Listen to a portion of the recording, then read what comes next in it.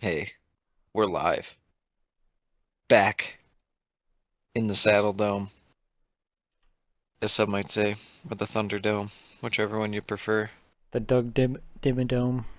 Yes. We're doing the top half of the table, Sam. The boring half, as you would say. Yes, I would say so.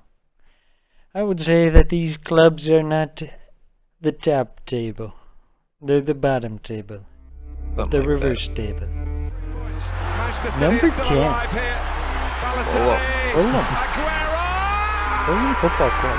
What a fantastic season for Fulham. Out of nowhere. Fuchs. Out of absolutely nowhere, bringing in Marco It's Silva. 11! The yo-yo coach. It's heaven for Yeah, Jamie Vardy! it's one of those things where You are kind of, I think everyone wrote him off, and it does play to some teams' advantages to do that, you head in the being sun? written off like that.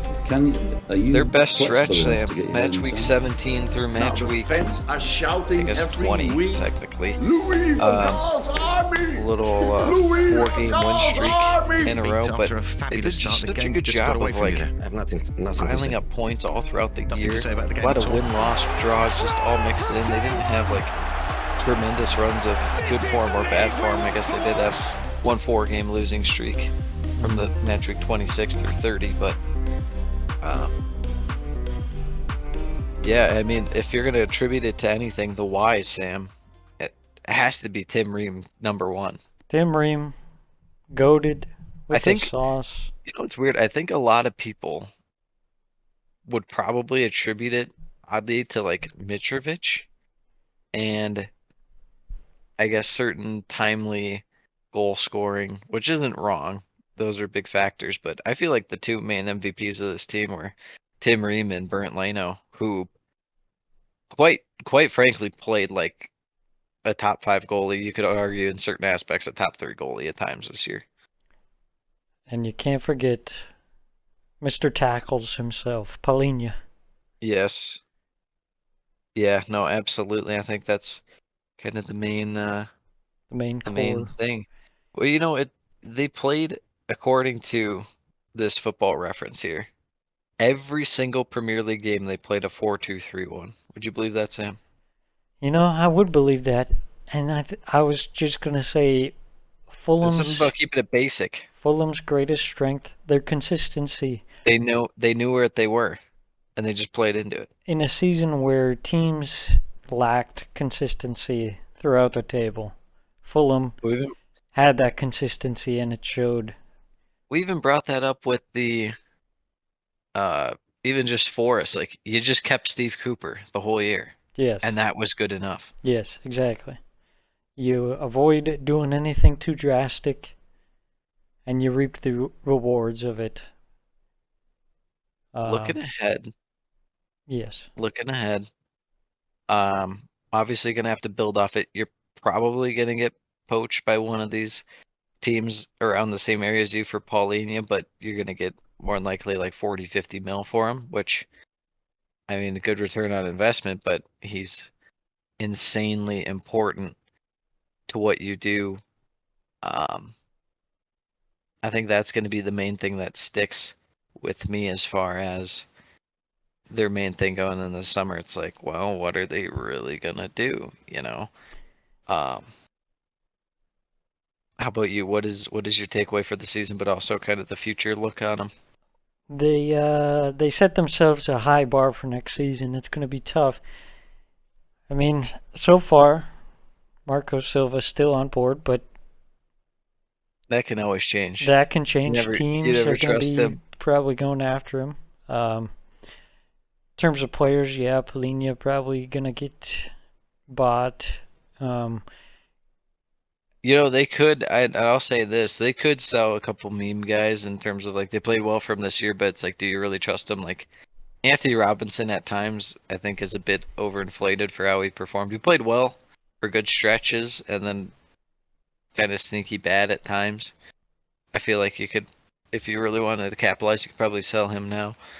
Um, but I don't know. It's not like any of their guys like completely overperformed, and you're like, wow, this. I don't think they can totally repeat this. But at the same time, we've seen it with Silva teams where it just like sometimes it completely falls apart. Then he's sacked, and you're like, uh-oh.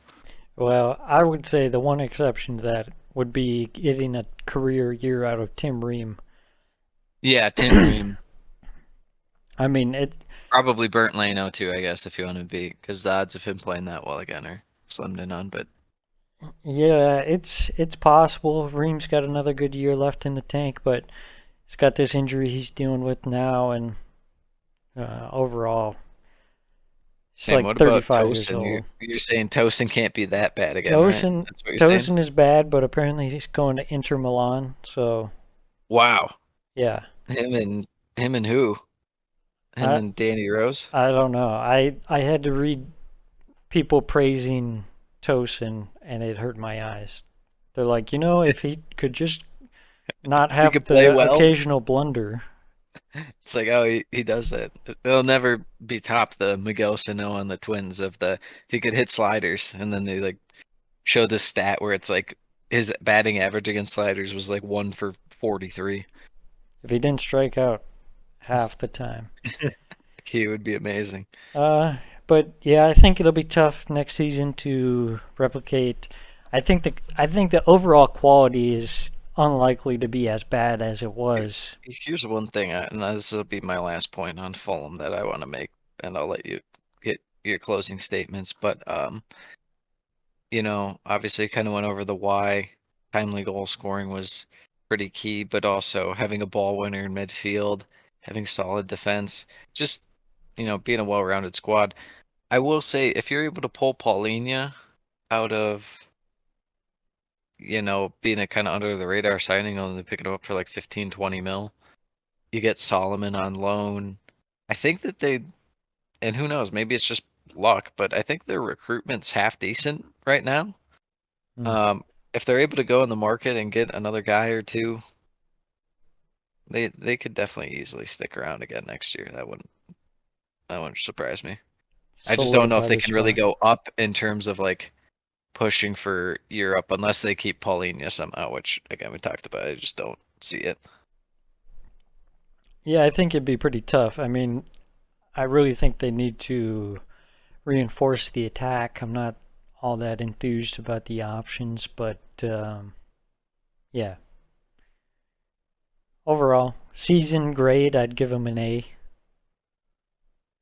They Mm-hmm. they surpassed any expectations that they would have had. It's weird. Their expected goal difference this year, and we always have to preface this with we don't really care much for advanced stats, but the minus 17.6 is crazy given the fact they ended up at +2. I think that goes to show less about the attack and more so, how well their defense kind of stood up and Leno played well. Yeah, yeah. Any moving thoughts before we move to 9, Brentford? No, let's do it. Let's roll, baby. Brentford, 9th place this season. If you're looking at the why, you're really just looking at one man, Sam. Looking at Ivan Toney.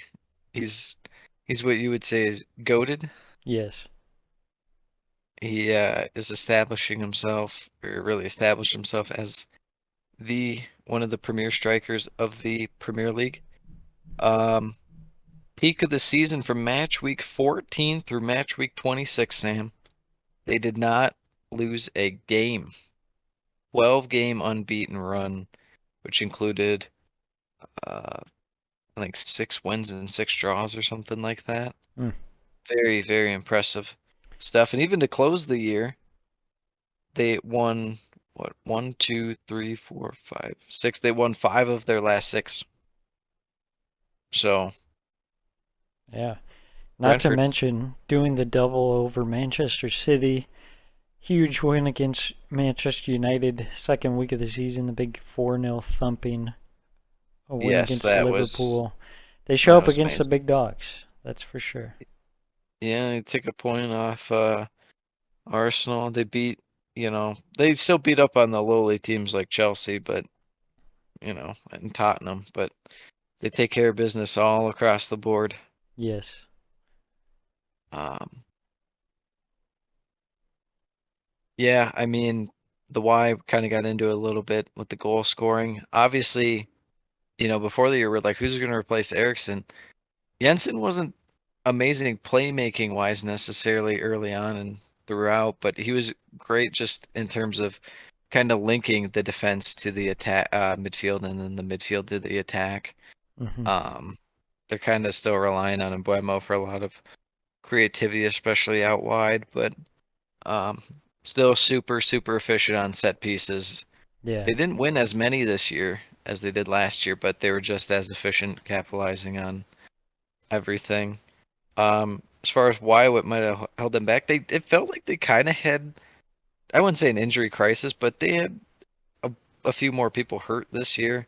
Hmm. Obviously, notably your guy Pontius Janssen at the end of the year. Yeah. Um, Ayer was out for a while. Keen Lewis Potter was out for a while. yeah, And then Ivan Norgard, Tony getting banned at the end of the season. yeah, Norgard got hurt too. It's a little, adversity, and they're able to fight through it. Um, Obviously, David Raya, pretty solid play this year. Hmm. Was another major component. Apparently going to sell him for 30 to 40 mil. Um, they even brought in a new goalie. They brought in someone from the Bundesliga. I don't remember off the top of my head. Thomas Um, Strakosha. no, he was their backup last year. They just signed a guy, I want to say from, don't even, I'd hate to even give it a go, but regardless. Um, let's look ahead. Look ahead for Brentford. See where they can improve. Obviously, the main look at now is going to be replacing Ivan Toney for 6 months Hmm. or thereabouts. We're going to miss half the season, come back in January. Where will the goals come from? They didn't really struggle to score at the end of the year, obviously, even without Tony, but they're playing some shoddy defenses for the most part. Yeah. Um, but still, they're just going to be very reliant on Embuemo, Strada, who they officially signed. Um, maybe Damsgaard gets a little more involved this year. We'll see. You mentioned Keen Lewis Potter before. I think they're just going to need some of the younger guys to kind of step up. Yeah. Uh, and then, of course, I'll be relying on the timely Wisa goal, the timely Josh De Silva Hmm. banger out of nowhere. So that's the main thing is obviously Tony. Um, and then the goalkeeping replacement, they already brought that in. But we'll see. I think another thing that might be a little under the radar, they don't have like the youngest Yeah. back line, That's what I especially, was going to mention. me. They're pretty reliant on me. I'll let you expand on that. Yeah, I mean, two of their big center backs, Ben Mee, Pontius Janssen. Ben Mee was excellent this season, but like you say, aging back line. Uh, Aaron Hickey was a good signing, bringing him in. Ethan Pinnock had a pretty good season as well, but He was overall, really good this year. I think they're just going to need to bring in some attacking reinforcements and probably a defender or two. Just it just makes me worried, having Mbumo. I The main source of I'm attack. skeptical if he can keep up his form that he had at the end of the season, and relying on Wisa for you know a decent amount of goals is something I don't really feel great about. Hmm. Nah, that's fair. That's fair. What was your takeaway and grade for this particular season for them? Good building block of a Yeah, season. I think it's probably an A as well. Considering last season they had a really tough run in the middle of the season where they played really poorly. This season they didn't really have that drop off and were pretty consistent throughout, despite at times not playing the most attractive style. But they were really successful in what they did with their set pieces and having guys like Mbumo show up at key moments, and of course Ivan Tony carrying a lot of the load. Ben Mee very solid in the back line, and Jensen doing a lot of work in midfield. 100%. By the way, the goalie was Mark Flecken from Freiburg That's great. for 13 mil. So there he is. Great name. The Flecken. Let's move on to number 8. Tottenham Hotspur. Tottenham Hotspur. We go from 2 teams that received an A grade to a team That receives an A+. that will not receive an A grade. That is for sure. The peak was really the start of the season. I think through match week 8, they had 6 wins and 2 draws, and that one draw in the second week of the season, potentially the most fraudulent draw we've ever seen. Yes. The biggest rough ball draw ever. And that was before we knew Chelsea was a fraudulent club. Exactly. Imagine how worse it is now, knowing that. Yeah. The end of the year after Conte left. Can I read it to you? Yes. Draw, win, loss, loss, draw, loss, win, loss, loss, win. Yeah. Yeah. Not good. Yeah, not good. Not good. Not good. Ryan Mason. Turns out he's not good. Not to mention that thumping 6-1 to Newcastle when they were down like 3-0 within 10 minutes. Yeah, down, 5-0 inside 20. 20. So, Yeah. brutal. Brutal for Tottenham. The why? The only thing that kept them up? No, that's a bit exaggerating. Bit of exaggeration on my part, but truly the one only bright spot has to be Harry Kane, who he finished with 28 this year, And, something like that. the amazing thing is normally he has a spell on the sidelines. Didn't have one this season.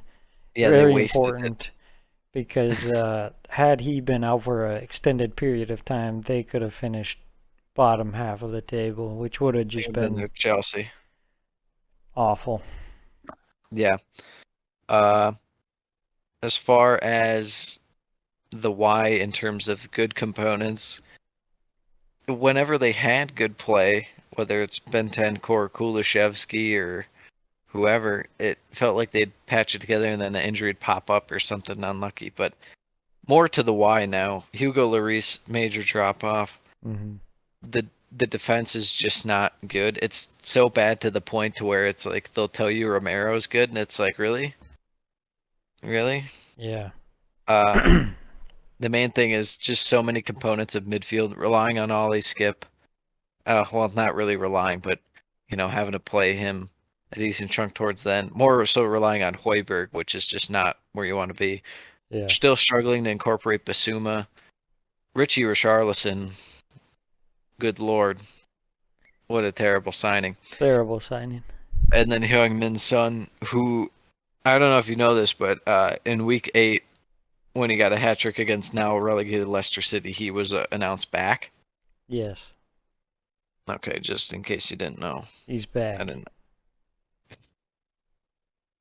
I'm back. No, one of the worst years for Heung-min Son in his career. Did I miss anything out as to the why? Lloris, the defense, midfield, and Son? Yeah, I Pretty think much everything minus Kane and like Kulishevsky. losing Bentancur was a massive loss for them. The fullback situation / wingbacks. You got Royale with cheese. You got Who had an Doherty. emergence for about 3 weeks, and he looked kind of good, and then it Yeah. went back to being bad. I'd say one of the good bright spots this year is Pedro Porro was amazing for him. Yeah. After having one of the worst debuts of like any somewhat marquee signing ever. That is true. But pretty much other than that, all their other signings were kind of a miss. You got Bissouma. Dan Juma barely saw the field. The loan. Not quite. Not quite. If you ask me, they improved that goalie with Fraser Forster on a free over Yes, Hugo Lloris. exactly. Richarlison, absolute.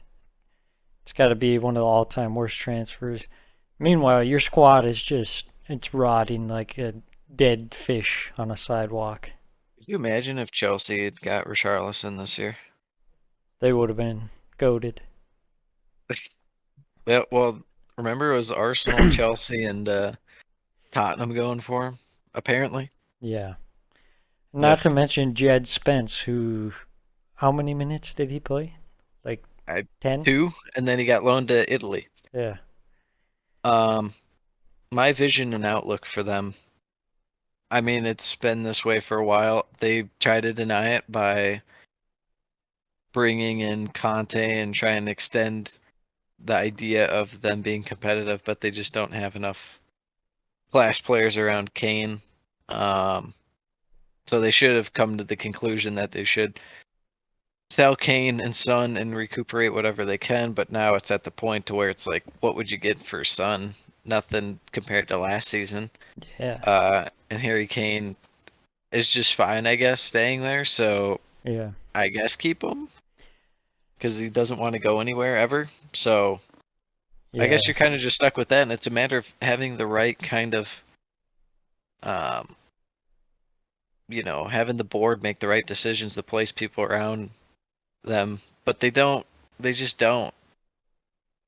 They just don't. They do have a new manager though. Yes. The man from Celtic, the Aussie. Is it Ange? Angie? What is his name? I have no idea, man. He's a mad lad. I think it's actually an amazing move for Tottenham. We talked about at one point this year how Tottenham needs to stop pretending they're a massive club and that they need to bring in all these world-class managers and stuff like that and just Yeah. embrace being the kind of underdog of the I mean, they big teams. kind of had a Nuno Espirito Sanchez deal again. Santos. Where they had to go down the list of who they want to get. Yeah. No, yeah, we've talked about that in terms of this 2019 or 2021 all over again rather. Yeah. And I think the biggest miss this season was not getting Kulishevsky going. Yeah, part of that was injury, but also part of it was just probably Conte Yeah. just not knowing what to do. He threw his hands up at this team, so much so that he had the biggest freak out at a press conference ever, and it was hilarious. Mm-hmm. What's your grade and final takeaway for Tottenham Hotspur on the season, Sammy? Grade is F. F for fantastic. Unacceptable for a team who aspires to be in the top 4. Signing's awful. Once again, shown that Daniel Levy has no idea how to run a football club and is only hampering them and trying to run them as a corporate entity, which doesn't work. LeBrand. It doesn't even matter because their stadium is completely soulless. And, There's nothing they're enjoyable holding about that. on to their best player and wasting his prime years. By the way, he finished with 30 on the year, Harry Kane. Yeah. Yeah. So, obviously, terrible year for Tottenham. And Yes. can't say I'm sad. Moving on to 7th place, and we're in the European spots now, baby. We got Aston Villa. How about that? Yeah, it's got to be one of the greatest mid-season turnarounds that there's been. Yeah, in a long while. The peak obviously coming from match week 25 all the way through match week 33, including 2 draws and how many wins we got here? 2, 4, 6, 8. 8 wins in 10 games. Fantastic work by Mr. Unai Emery, Mr. Good Evening himself. Mm-hmm. Low point, obviously, early in the year when, I mean, you just didn't know what Gerrard was doing. It's just odd. His decision making started off. You called it right away that it was just a bad idea to have. You take it away from Mings, the captaincy. You sit him on the bench. The people he's placing faith in weren't playing that well for him. Mm-hmm. It was just not great. And then as soon as he left, if you felt like a big turnaround of momentum. Yeah. Kind of come around, especially we'll get to the reason why Ollie Watkins and Fuego Hmm. for so long.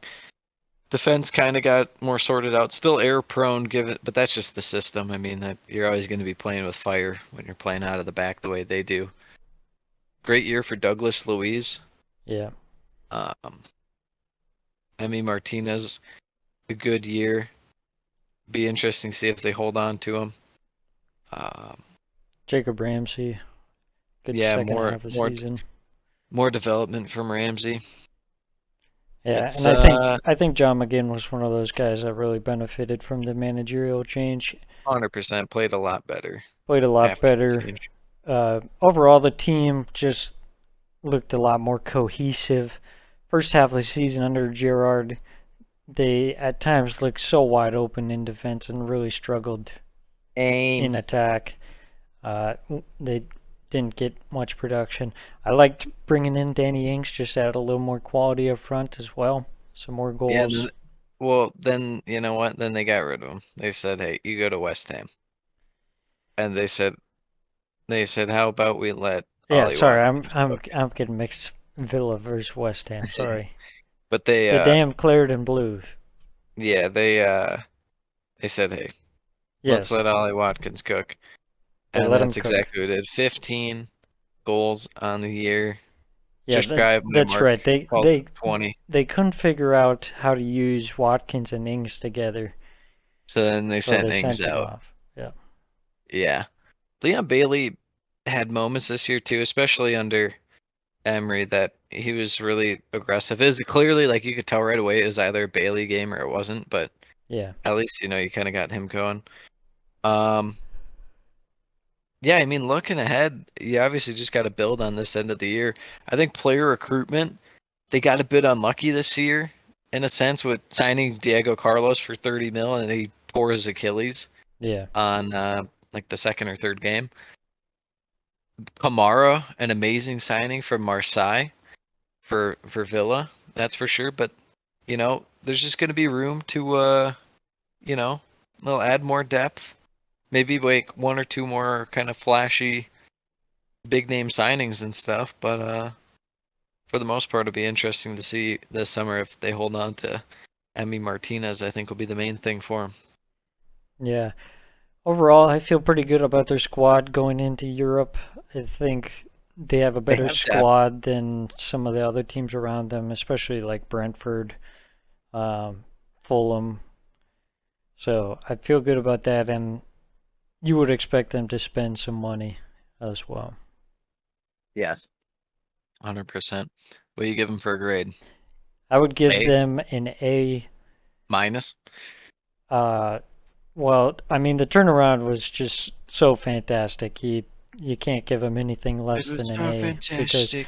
they look like a relegation fodder team under Gerrard, and Aim. the turnaround was massive. And I don't think it was even anything necessarily to do too much with the style of play, but of course that was the thing. I think it was really just bringing in a manager who knew how to The work with personnel. players and make them Yeah. believe in themselves again. Sam, you make me believe in myself again. Let's move on. Number 6, Brighton and Hove Albion. What a year. The pinnacle, the peak of the club Hmm. right now, qualifying for the Europa League. They start off with Graham Potter. They end with Roberto De Zerbi. Throughout the year, no matter who the manager was, absolute brilliant play. You'd probably say the first 4 games, amazing start. Um, and then there's a stretch in there from match week 19, match week 23, where they went undefeated. Uh, just getting a bunch of wins racked up by Brighton. Last year their whole thing was there were games they should have lost, and they were able to draw them. This year there's probably a couple games where you know I wouldn't say they deserved to draw, but they went out and they dominated the game, and they got their wins. Um, the why, I think you just saw a lot of development, player growth. Guys like McAllister, guys like Caicedo, Even young guys that didn't play the full year but are clearly coming on the scene with young Evan Ferguson. Mm-hmm. Career years out of a couple guys like Solly March and Pascal Gross, who have been very solid players throughout their Premier League careers, but really turned it up this year.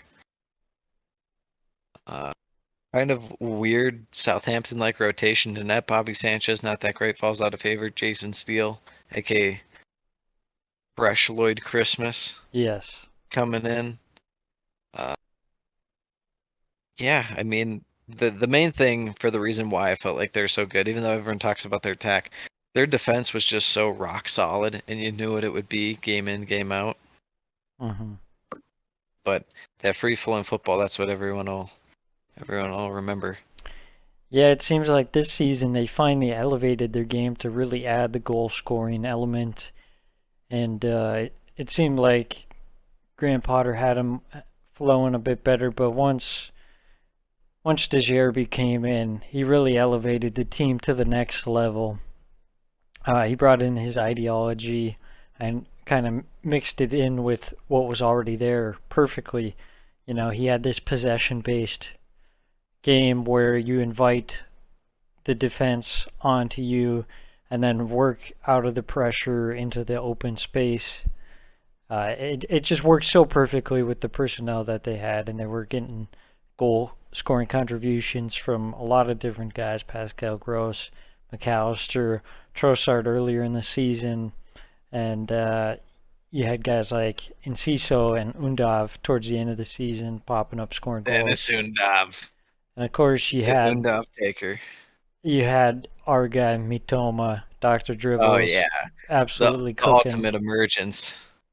Solid The ultimate March, emergence. like you said, career year. Estupinan was solid. Caicedo was huge in the midfield, and the defense was very solid. Jason Steele kind of coming out of nowhere, but he came in. Great distribution. Lewis Dunk, Yeah, top just 5 all defender in around the league.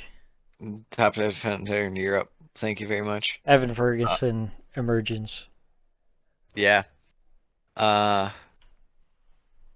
yeah, I mean the look ahead and the question with this is how long can they keep it together as far as a lot of these guys. Their recruitment's been fantastic, obviously, to get these guys in the position that they're at, but McAllister obviously already out. Sounds like Caicedo's going to Chelsea for around 80 mil. Obviously Trossard got picked up by Arsenal in the winter window already. Their player recruitment and development, it's one of those things where you kind of, until it starts to go south, you just have to kind of take for granted and be like, hey, they know what they're doing, Yeah. and bringing in a couple guys, Mo Dahoud from Dortmund on a free, Mm-hmm. Joao Pedro from Watford for almost like 30 mil. Yeah, I like that they've brought in a couple of more established guys to pair up with the youngsters. They realize like, okay, it's good to bring in these youngsters, but we do need to add some experience to the Bolster. team as well. But still, young guys that bring experience and quality to the team. Yes. Yeah, what's your grade and takeaway for him? An A, I presume. I'd give him an A plus. I mean, like you said, best year ever for Brighton. Playing better than a lot of the big clubs, to be honest. And there's no sense of fraudulence anywhere near this team. Yeah, it's just a matter of if, being able to replace some of these guys, which, like I said, you almost have to just imply that they will, given the fact that their player recruitment's been this good so far. Yeah, I think Moving so. to moving to fifth place, we have Sam's team, Liverpool. Uh, really kind of slow start for, I don't know, not quite first half of the year, but first third. Is that fair to say? Yeah, a good chunk of the season. I mean, It wasn't even like they were losing that many. They lost to United. They lost to Arsenal. they did beat Lost to City. They lost to Force, yeah, but I mean, it was a lot Utah. more so just draws, just dropping points all throughout. Yeah, they went on. Eh, yeah, But the end of it the was year, really towards the second half of the season when they turned it on, yeah, I and mean, towards the end of the year. from match week 23 through 38, they had 2 losses, Yeah. and they had 1, 2, 3, 4, 5 draws. The rest were wins. So, you know, they were racking it up. The why, slow start for Salah early on. Trent Alexander-Arnold obviously not that great. Um, the why, as far as the turnaround, Klopp kind of just fully readjusting his system in a sense, moving Alexander-Arnold to midfield, kind of just having Fabinho be the permanent pivot, just kind of hanging back almost as a fullback when in possession.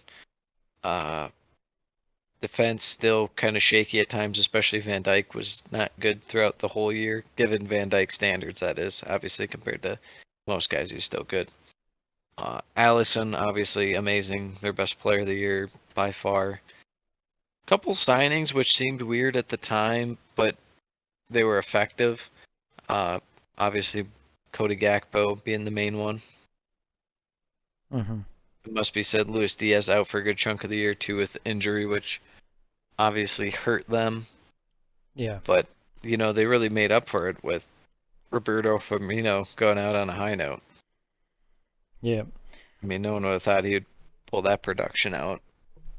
Yeah, Liverpool, their real big issue this season was defensively, a lot of mistakes earlier in the season, having Trent Alexander-Arnold trying to play more as a defensive fullback really didn't work out. He got cooked a lot, so moving him into the midfield was big.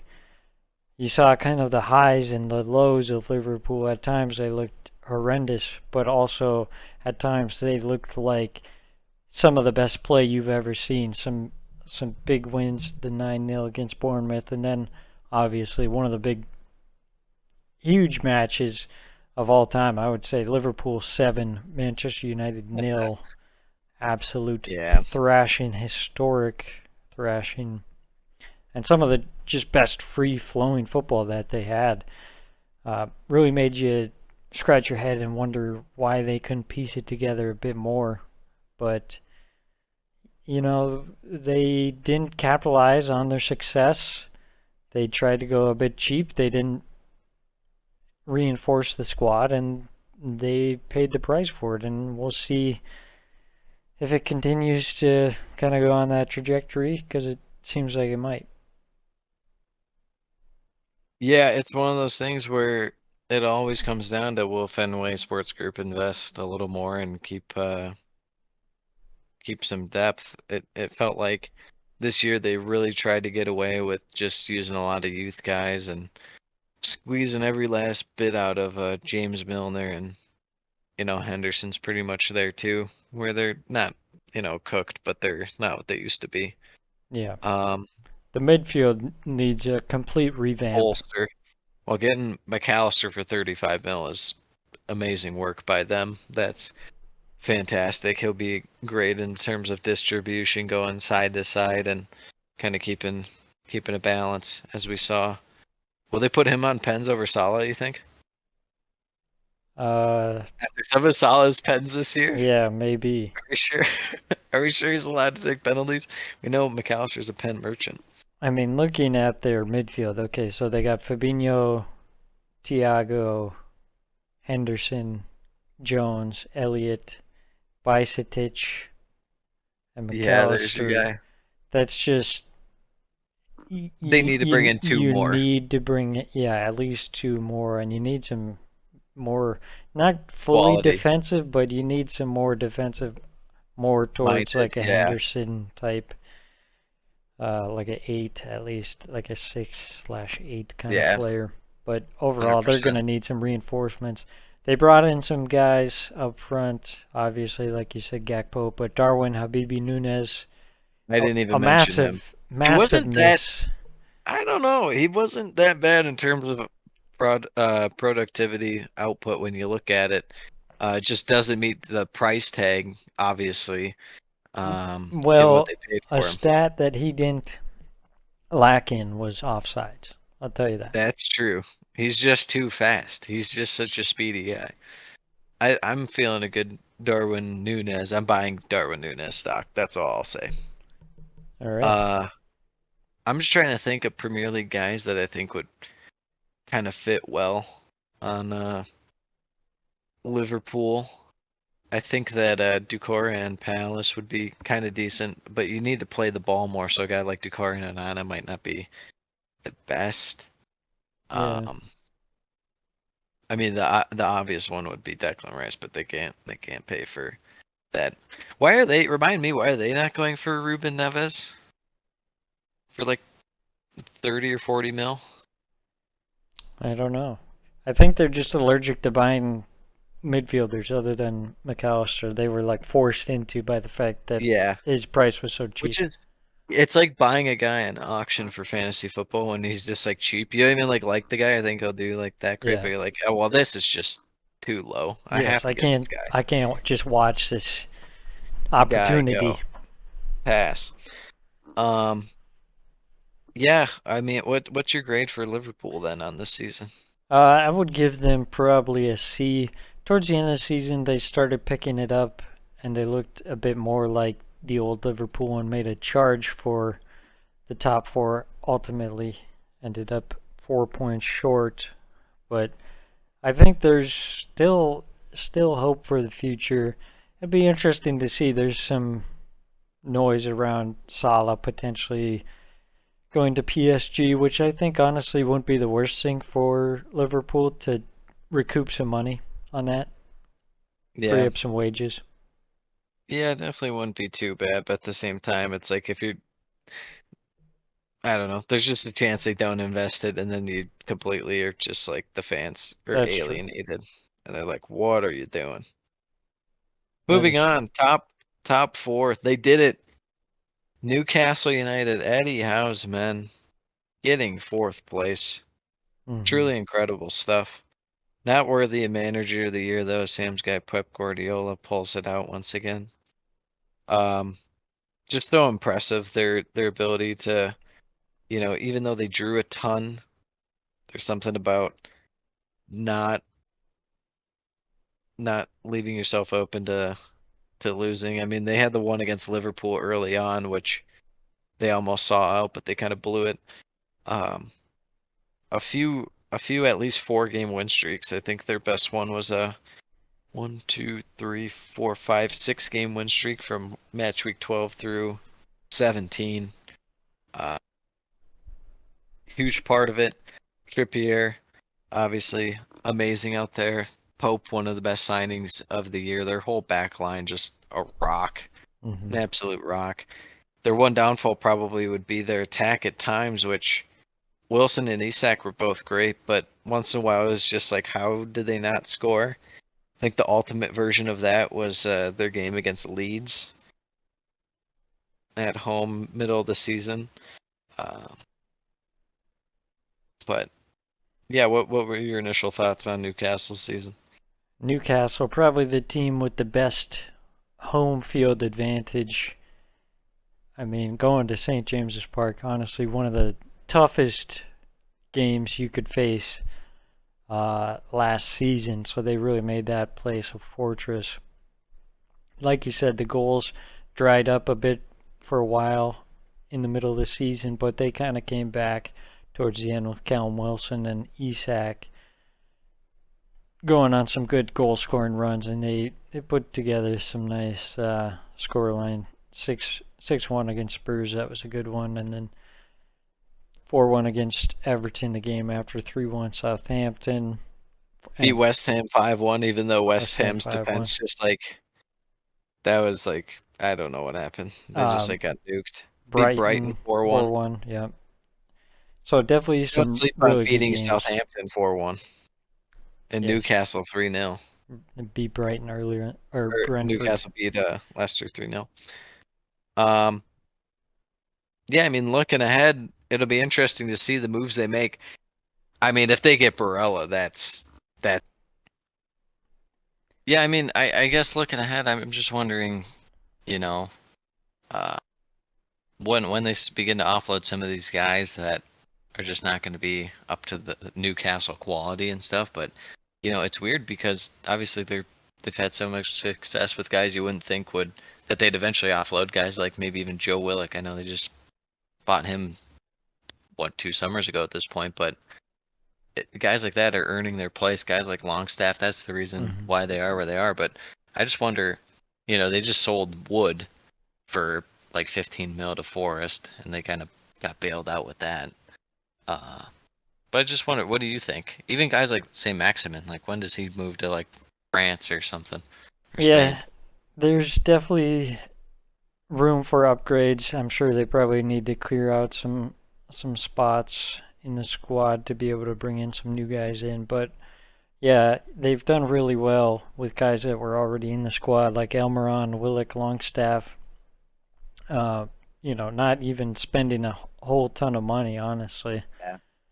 Um, now I mean, just getting the Barella in there, if that happens, oof, yeah, that's gonna be incredible. I think the big thing will be to see next season, of course, in the Champions League. That's a big change. Yes, you need the depth there. You need depth. So you'll have to keep a lot of these guys anyways, even if they're just playing FA Cup, Carabao Cup, Yeah. things of that nature. Yes. So You'll have to keep Lloris Karius. everyone has to keep him.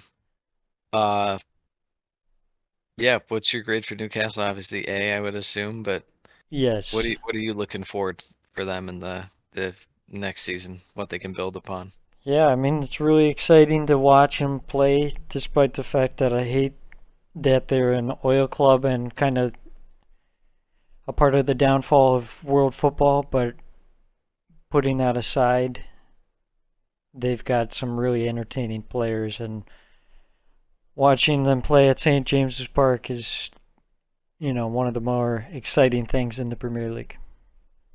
Agreed.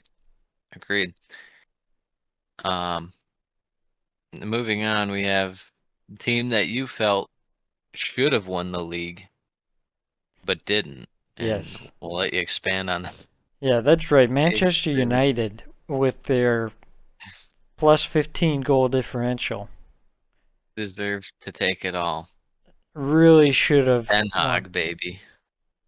Yeah, Den Hag, baby. exactly. Well, I mean, they had a couple little minor losing streaks throughout the year, but all in all, their start to the year was the worst part of their season. I mean, you lose it to Brighton at home, which obviously Brighton's good now, but the Brentford game, That was a shock to the system. that was wild. That was wild. 6-3 against City. Yeah, also pretty crazy. I would just like to say that, when Harry Maguire was captain, they have lost the first two, but after that they won one against West Ham and they won one against Bournemouth, and they beat Leeds. They beat Everton and they beat Nottingham, and then they beat Fulham. Are we sure Harry Maguire isn't the future captain of He should be. Manchester United? He should be. The why for so much success, but also turmoil early. Obviously, the whole Ronaldo saga. I think that's why people too are so like all in on Ten Hag, because Ronaldo left and they got better. So people are like, "Oh, he knows what he's doing." It's like, he also did panic by Casemiro. What? Don't get me wrong, Casemiro was fantastic and needed to be done, but like I think that was more reason for your success than anything. We've been saying for how long they need a 6. Yeah, honestly though, people saying that Casemiro was the signing of the season. No, I that's a bit much, disagree. but it's a bit much. But he was for United, obviously, and he was very important. Yeah, he was That great, can't be but understated. how many games did he miss because of red cards? Well, he didn't know. He didn't know you couldn't do that. That to me puts him out of the running. Meanwhile, you got guys like Sancho, Anthony, Wout Weghorst. Hey, you keep Absolutely, Boot Baghorst's name out of your mouth. He's goaded. absolutely fraudulent team. Might be the most fraudulent third place team ever. And, I'm just waiting for the ball to drop on people when they realize this is just another, situation, another, what's his name? Uh, drawn blank here. Leipzig guy. Rolf Rangnick. Oh, yeah, Ralph. That he's not the messiah of the club. That United is still not a top club. They're only finished third place because huge drop offs from teams like Chelsea, Chelsea, Liverpool, Tottenham. Tottenham. Um, yeah, I expect them to probably get surpassed by Newcastle shortly, and I would expect Liverpool next season to finish above them as well. Here's the thing about United with me. I think it's just sad they've got to the point to where they like cheer for City to win titles It is very over like sad. Arsenal, and it's just weird. It's embarrassing. It's bad. It's really bad. Um, but no, the reasons for success, also Lissandro Martinez, pretty spotty season. Really good at times. Obviously, the start was not so great. Once they got him some cover in midfield, it was a whole lot better. The whole Ericsson dynamic was kind of weird, but he's just a solid player and can make almost anything work. So he kind of masked that issue. But the run of Rashford playing amazing for a while, and then the injury unfortunately kind of catching up with him. Bruno Fernandes kind of starting off pretty decent, and then middle of the year around the World Cup he really faded. Then towards the end of the year he started playing better. Mm-hmm. It's forever just Bruno Fernandes is just not an elite guy. Yeah. Yeah, it's really an odd kind of team. Yet they don't have a 9, No. but yet goal scoring isn't like their issue. It's very odd. And then David De Gea back in the doghouse with all United fans after just letting. Well, it's like once he lets one in, it's like he gets the yips. Yeah. I mean, imagine where they would be if they didn't have that amazing run of Rashford's form. Yeah, 5th, 6th in a bad year. I mean, their Down attack here. is really rough. They're relying on guys like Garnacho to come in and provide goals. Meanwhile, guys like Anthony and He's Jadon better than Sancho are Anthony, terrible. and he's better than Sancho, and those guys are worth a combined 200 mil. Yes. Have you thought about that? Have you thought about how Garnacho is worth 200 mil? I think Anthony I don't think you have. Martial is better than both those guys. Anthony Martial is apparently gone. So, good night, sweet prince. Yes. What's your grade for United season? United, I'd give them a D. That's a bit harsh. They're a fraudulent club. I know they are, but that's a bit. They finished third. That's their reward. Yeah. I'm not going to give them a fraudulent grade. I'm not going to say, oh, they an You A. keep it 100. Yeah. You keep it 100. But they're going to get bought by Qatar for £6 billion. So Big ups. Big ups to And Man then- U. next season we'll just play in the oil fields. Well, that's what I already do, anyways. Moving on, second place we have Arsenal. The best team to have ever existed. Debatable because Wolves exist. No. Obviously, fantastic start to the year. 1 loss in their first 21 match days. Just to lose to teams like Everton and draw with teams like West Ham and Southampton. Yeah, I'll And to get pantsed by Brighton and I'll Hove take Albion. it. Arsenal was fraudulent as well. Second half of the season. I'll say it. There. The I don't know old if it was fraudulent or if it was just the old Arteta got a Arsenal little too big brain / loyal and didn't make the right moves. the old Arsenal reared its ugly head. Yeah. But amazing start to the year. The why, obviously, the resurgence of Granit Xhaka is the only reason as to why, if you ask me. Not even a laugh. No, I'm I even a just little gonna let chuckle. that simmer. Good. Martin Odegaard, probably top 3 player in the league this year, in my humble opinion. Getting him officially for 35 mil, amazing work. All around great. The defense was better Yeah, this year, once especially they lost Saliba was. Saliba, Yeah, it was Saliba over. was better than anyone they had in defense all of last year. Ramsdale, another solid year. Partey, the hit and miss, especially towards the end, more miss than hit. Yeah. Um, but that's kind of part of the why too, as to why the downfall. They had better players towards the end, and they stopped playing them. Trossard, namely, and hmm George. Yes, absolutely. Absolutely. I agree 100%.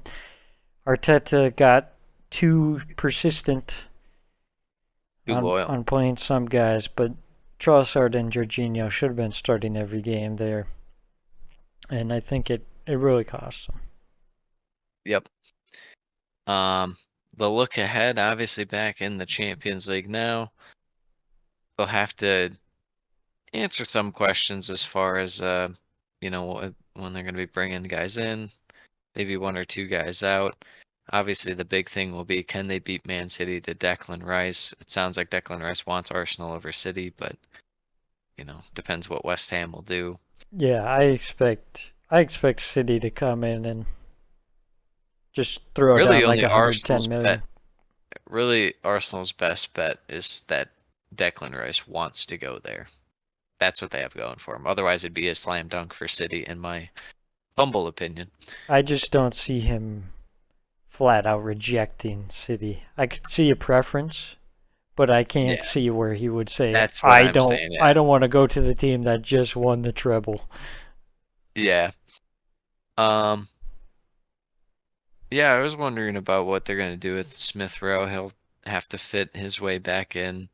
There's always injuries at Arsenal. This last year there wasn't as many as normal, um, except for him, obviously. So Yeah. he'll have to figure his way back in the team and whatnot.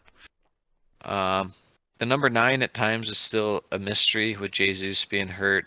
Still not nearly as efficient as he could have and should have been. Yeah. Eddie Nketiah, same story. Um, you just wonder, they probably won't invest in a 9, which is fine. Oh, we got Uh, Balogun.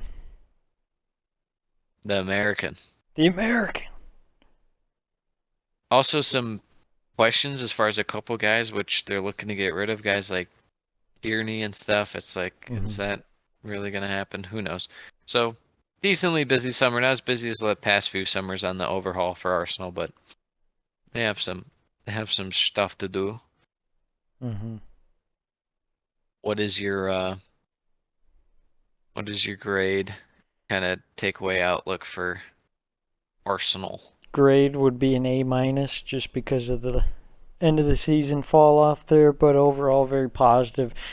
Better than expected by quite some ways. It'll be good to be back in the Champions League. I just hope that it won't get back to like accepting Champions League and the old fourth Round of place. 16, fourth place. Round of 16. Yeah, get the fourth place. place trophy. I really would like to see Arsenal try and elevate themselves into being, an upper echelon tier team, but there's quite a bit of work to be done still.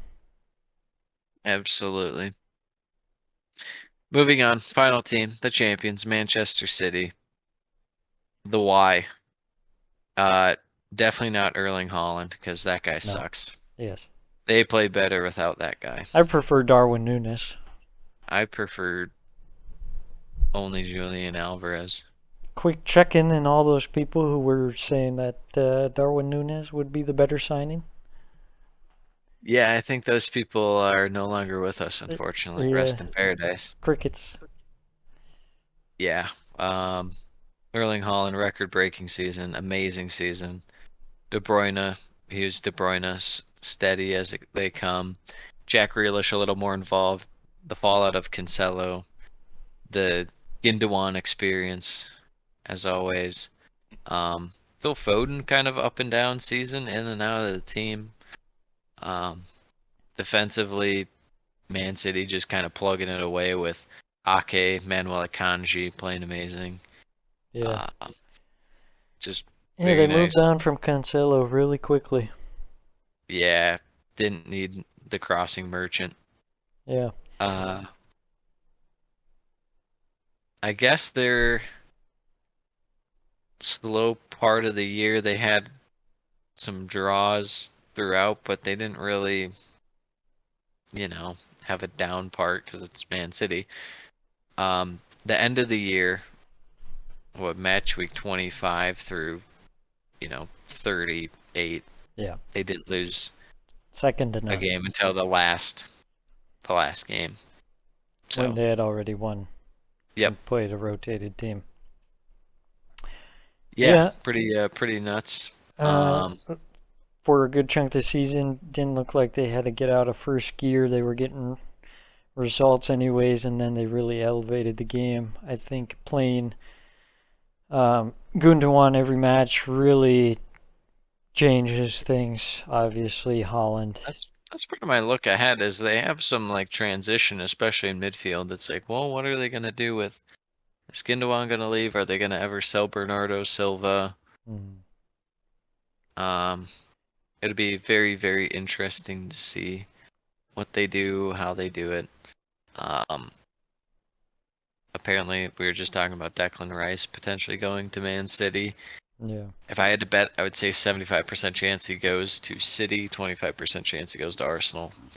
Um, Yeah, honestly, West Ham would be silly not to just try and hold out and wait as long as possible and, yeah, allow other teams to get until in. Declan Rice is just like, all right, I want to go. Yeah, Bayern Munich's own Declan Rice. yes. Oh, we didn't even Uh, mention Arsenal going after Kai Havertz. 60 oh, million pounds. you don't want to do that. You don't. I do want to do Hey, that. I want after Napoli I to be a deal. slandered Jorginho, I'm not You going want to to open say yourself up? anything again. Jorginho has and always will be the ultimate pleb filter on football fans. If you don't know Jorginho's goated, I He is don't know what to goaded. tell you. Kai Havertz, on the other hand, for Chelsea, he might work it in a club, and he probably will, but it's not going to work at Chelsea. Same with Timo Werner. It's just how it is. So you got to move on. If a team is willing to give you 60 mil for him, fantastic. If a team's willing to give you 45 mil for him, fantastic. Uh, but as far as City go, little work can be done to their midfield this year. As far as some younger guys that can emerge, they always have one or two that pop through. Rico Lewis there. Cole Palmer kind of gets some playing time here and there.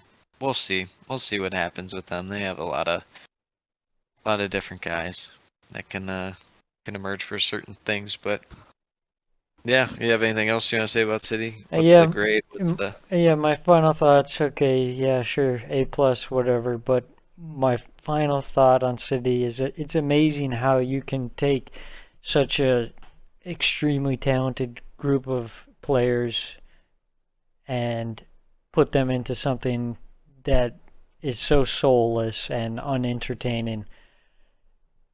My least favorite games are watching Man City play, sit and move the ball around very slowly, and then just dice up teams for like 10 minutes a game and get wins easily, and then buy whoever they want, wherever they want, spend 50 mil on Calvin Phillips for him to play 10 minutes. That's fine. It doesn't matter.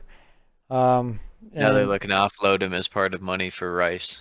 they are probably the sole reason for the downfall of modern football.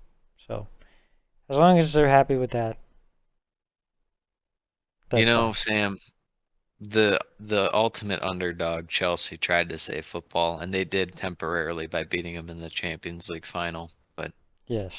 alas, Inter Milan couldn't save football. Um,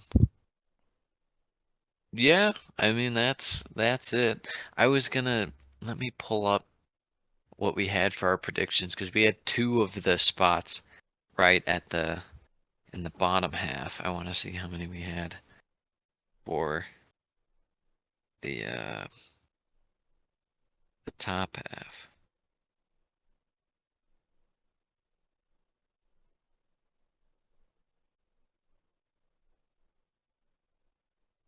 I don't know if we have those. I don't know if we have those. I don't have it handy, unfortunately. I'll find it for the Hankies next week. Let's just consider the fact that we got them all right. Well, first off, we did. I just wanted to keep the listeners entertained. I'm pretty sure. I know we got City right. I'm just trying to think of who else we could have got right.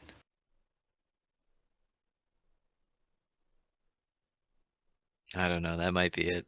It was such a Definitely, weird year at the top half. yeah, It was such an odd year. definitely It was not many. no. It was a very strange year. All Yeah. right. All right, Sammy. Anything else you'd like to say before we wrap up? Any transfer predictions before next week? The Hankies? The Hankies? I'm gonna say Declan Rice doesn't go to Arsenal. Okay, well, you just say it goes to Man City. Yes. Okay. Okay. Kai I'm trying to Havertz, think of come one. on home, baby. Come on now. Come on now. Jorginho's waiting for you, baby. Getting the Yeah. gang back together. Yes, yes. Can I give one prediction? Please. The funniest transfer rumor already happened. It already happened. We reached the peak. Tottenham putting in a 50 million pound bid for Harvey Barnes The and joint James bid. Maddison. That if that's not Daniel Levy in a nutshell, I don't know what is. Yeah, that is embarrassing. One guy's literally worth 60 mil, and you bid 50 for him and another player. If I was Leicester, I would blacklist Tottenham. I think I would too. Never I'd doing say- any deals with them. yeah, that would have to be you just keep that going. Oh, all right. Well, that wraps up the top half review of the season. Until next week for the Hankies. Adios, Adios. mis amigos.